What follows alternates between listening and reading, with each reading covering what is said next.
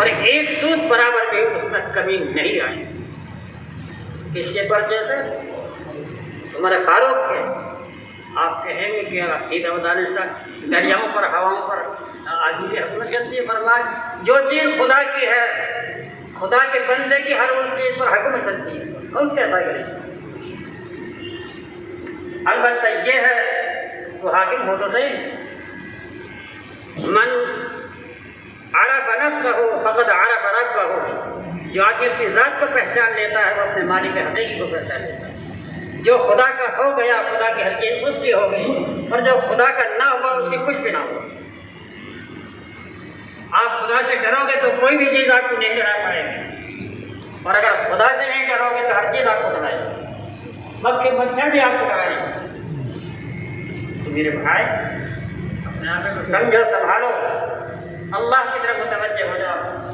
کوئی دشمن آپ کا کوئی بات دیکھا نہیں کر سکتا۔ اگر اللہ راضی ہو جائے تو سارے کا سارا معاملہ حل، اللہ ناراض رہے تو کوئی مسئلہ حل نہیں۔ آسمان بھی خدا کا ہے، زمین بھی خدا کی ہے، ہر بندے بھی خدا کے ہیں۔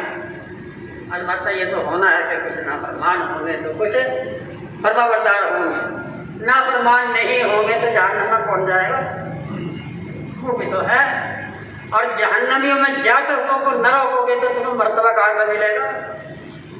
جو مرتبہ تب ملنا ہے تم ان کو کوشش کرو جہنم سے روکنے کی، وہ تمہیں آڑے آئیں گے حق سے روکنے کی، مرتبہ تو تمہارا تک بڑھے گا۔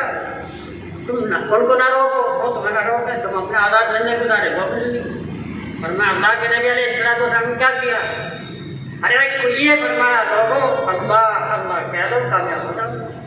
یا ایھا الناس قولوا لا الہ الا اللہ، اے لوگو لا الہ الا اللہ کہہ دو کامیاب ہو جاؤ گے، اور لا الہ الا اللہ نہیں کہو گے تو کامیاب نہیں۔ یہ تو کہا، معلوم ہے نتیجہ کیا ہوا؟ اپنے پرائے ہو گئے، اپنے دشمن ہو گئے۔